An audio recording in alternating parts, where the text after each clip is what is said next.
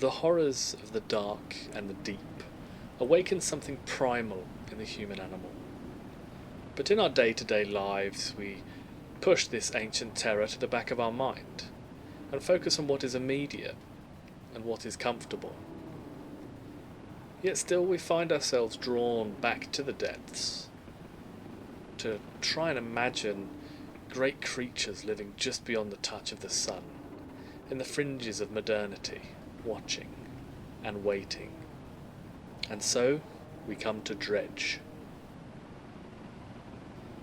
We live on a placid island of ignorance in the midst of black seas of infinity, and it was not meant that we should voyage far. H.P. Lovecraft.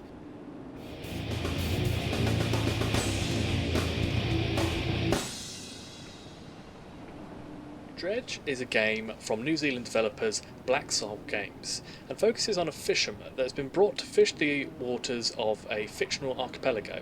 Now don't worry, I had to look that up too, it means a group of islands. And your job is to supply local islands with fresh fish. Over time, you develop your little boat and add increasingly powerful equipment, such as the titular dredging equipment, which allows you to search wrecks for treasures and other useful resources. You sell or utilise your hauls and slowly upgrade your vessel to handle bigger and more, let's say, ambitious cargo. You're gonna need a bigger boat. Where the game differentiates itself from other fishing and exploration sims out there is with the undercurrent of Lovecraftian corruption that permeates the game from the outset, whether it be in the foreboding bits of lore and history that you can pry from the locals, or the occasionally weird fish that you may pull from the ocean. There is a day and night cycle that progresses with each action that you take, and nighttime can become quite nerve-wracking as your character is negatively affected by the dark and the horrors that it hides from us, necessitating a retreat to the nearest port or safe haven to sleep until morning, most of the time. Terror and insanity feature quite heavily in the game, affecting your vision and throwing up images and mirages like suddenly rocks that can wreck your little boat very quickly. Already I have seen creatures under the water and on the shores that have something of an ill intent, some that are a definite physical threat, and some that are perhaps something more ethereal. There is a huge variety of fish to pursue in the game, with multiple aberrations and varieties of each species you come across, and to have access to all of them requires the installation of equipments that work in the various depths, environments and temperatures that you're going to encounter upon your time in the archipelago. There are certainly some interesting elements included in the game, such as the focus on recycling old building materials as opposed to buying new materials, and the inclusion of a sustainability element to your fishing. It was sadly not until I got the achievement for exhausting 25 fishing spots that I came to realise that these fishing spots were somewhat finite. A bit tragic on my part, but I have stumbled so that you may soar. Now, I have not finished Dredge yet by any means, but interestingly, I have found myself spending a lot of the early game just fishing.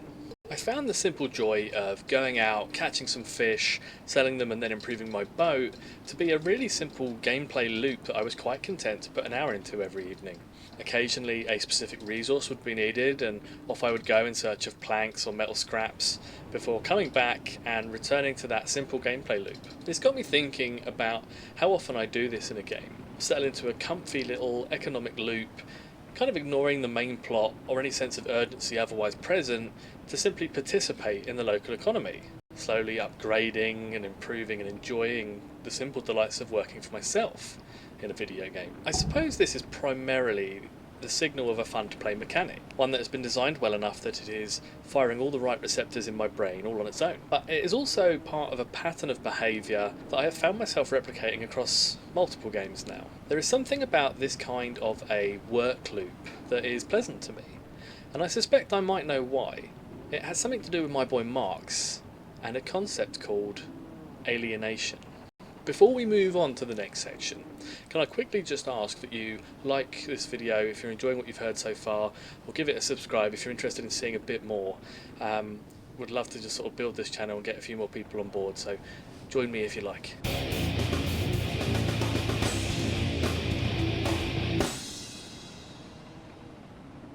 Alienation is a 1988 movie starring James Caan, where aliens make contact and are integrated into society in a slightly ham-fisted metaphor for racism in the United States. As an aside, in double checking the details for this movie, I discovered there's actually like TV series and TV movies as well. So, we're all learning something. All jokes aside, alienation was actually a theory proposed by Karl Marx to describe how a worker can become so distanced from their daily work that they begin to feel detached from it, to the point where their connection to their fellow workers and eventually society itself can suffer. But what has this got to do with Dredge? To Wikipedia! The theoretical basis of alienation is that the worker invariably loses the ability to determine life and destiny when deprived of the right to think of themselves as the director of their own actions, and to own those items of value from goods and services produced by their own labour. To attempt to put it more plainly, when we are talking about alienation, we are talking about the barrier that exists between the work that you do and the end result of that work.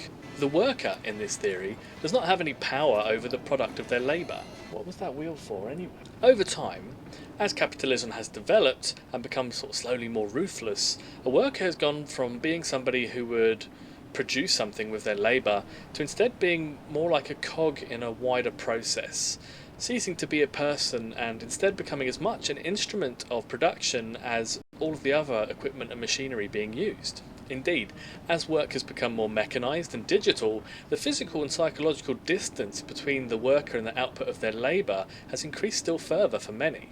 In this way, workers are also alienated from their labour in terms of not seeing the end result of their work, instead just seeing an endless repetition of one small segment in a much larger process. As an example, I work in an office.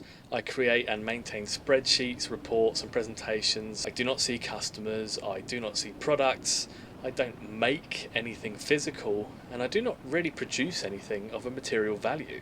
The distance between me tapping numbers into a computer and a customer buying a product from my employer is conceptually massive. This creates a feeling of alienation from both my work and from wider society, as I struggle to understand my own place within it. Do I have any value if I can't point to anything I materially produce? In a capitalist society, where you are continually told you must be productive and you must earn the comforts of life, while simultaneously being unable to buy a house or afford an overseas holiday, it surely follows that I must have failed in some way, lacking as I am in either the self-worth of fulfilling work or the trappings of material success. As the world becomes increasingly computerized, automated and digital, ordinary people feel more and more removed from productivity.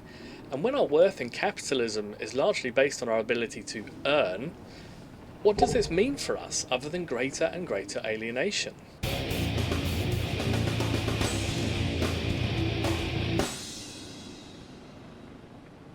Last 20 years, we've seen an increase in the number of work-related game subjects, such as the proliferation of tycoon games, the something simulators, and the Animal Crossing, Harvest Moon, Stardew Valley style games, which require the balancing of productive and social requirements. So what is it about these games that draw so many of us in, often recreating the very behaviours we have to endure in our daily lives, but without the pay? Well, I think at least part of it is that in these games, our relationship with our labour, or our end product, is very different. Not only can we see the whole process from start to finish in a game, but we can actively influence it.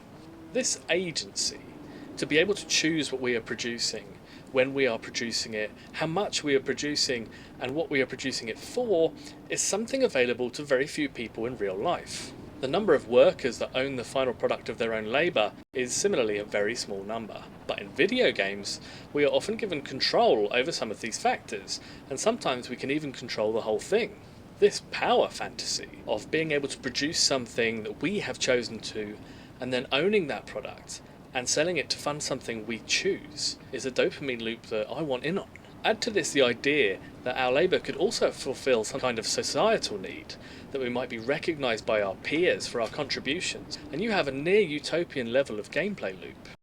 So, bringing it back to Dredge, is it as simple as being able to choose how, when and where I work? If I need some extra money, I can fish some more and earn as much as I need to. My economic output is almost entirely determined by my labour, and this is a rare enough feeling that participating in such a process feels like a reward. I have value in Dredge, economically, socially and psychologically, that I can't have in real life, which is both a good thing and a very, very depressing thing to say out loud.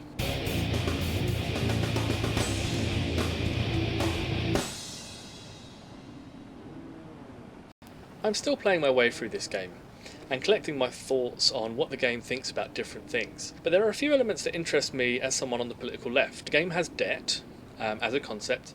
You start the game using a replacement boat after yours is destroyed, and you must pay it off to the mayor. As mentioned previously, there does seem to be a somewhat anti-consumerism to a lot of the game's progression, with a focus on using recycled materials to make improvements and a regular cycle of repairing damaged items or equipment as opposed to things being destroyed and replaced. Even the boat itself is increased in size and ability rather than replaced with a superior model as there would be in many other games, and I suspect this is not accidental. When you pair this with the sustainability gameplay inherent in the fishing, where overfishing specific areas can temporarily exhaust them of fish, this does suggest at least an awareness of humanity's impact on the environment and the need for balance. This theme is further reflected in the existence of the Serpent, which is a giant cyclopean underwater monster that haunts an area called the Pale Cliffs, and regularly gives me palpitations once the controller starts rumbling, normally signalling that it's seen me. When talking to locals about the Serpent, it is rumoured that the Serpent is tunnelling and consuming the cliffs on which the local villagers live. There is definitely an insinuation that the insatiable hunger of the creature has destabilised the cliffs and endangered the local area, and it's hard not to see that as a form of metaphor for perhaps fracking, or just generally mining and extraction from the earth. The fracking in particular has a well-documented history of negatively affecting areas where it's used. There is a distinct lack of competition in the parts of the game I've seen so far. There tends to only be one fisherman, one vendor, one mechanic, so there is a sense that everyone is fulfilling their purpose in each village, and everyone seems to nominally own the business they're working in, with workers nominally owning their means of production. Is this a socialist statement? I don't think so. It's likely more of a simplistic approach to simply creating the channels for the main character to sell and buy through, but it is still interesting to think about nonetheless. The inventory system uses a grid, like many RPGs, and this encourages spatial efficiency, and is talked about by one of the developers in an interview with the Musicality Sheet on YouTube as being a mechanism to gamify the storage of fish. They say, and of course, they're rewarded for it with a more profitable catch. Whilst I doubt there is any pro-capitalist intent behind it, it does reveal a sort of lack of conscious effort to reject the homogeneous nature of the profit motive as a driver for work. There isn't an internal market as such. When you unlock things like explosives, for example, you are able to purchase them both from the person that makes them and a local merchant for the same price, suggesting there is again little sign of competition. Based on what I have experienced so far, I think there is a loosely liberal politics underpinning the game, where sustainability and a wariness of overconsumption meet with a lack of larger criticism of the type of economic system that would perhaps encourage this sort of behaviour. And whilst this isn't a criticism of the developers by any means, it is just an observation worth making. Likewise, despite an effort at diversity, it is not clear whether everyone in the game is native to the area or colonial, which is an interesting wrinkle, and one that I hope I can find out some more about in the second half of the game.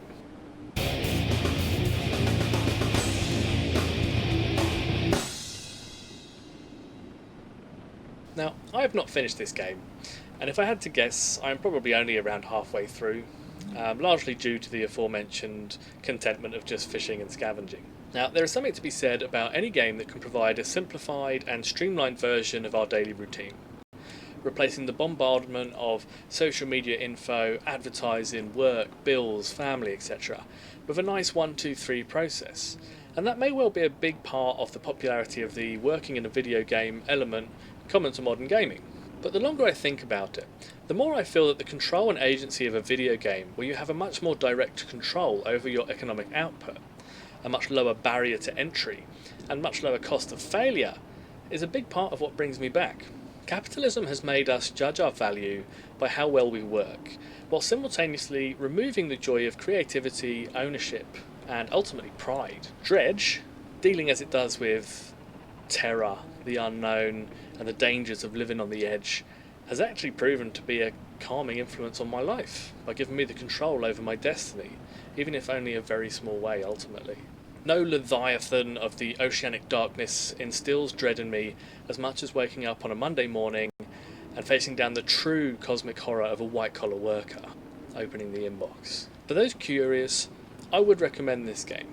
It's fun, it's relaxing, and it has a different take on things that you won't see in many games these days. I would not recommend working though.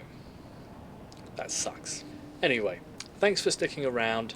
Please give the video a like if you've enjoyed it, subscribe if you'd like to see more content, and drop a comment if you've played the game and you have any thoughts on some of the things that I've discussed above, or in the more general sense of alienation and why perhaps people are drawn to games that involve work, of all the things. Stay safe, help each other, support striking workers, and don't vote for the lesser evil. See you soon. Bye.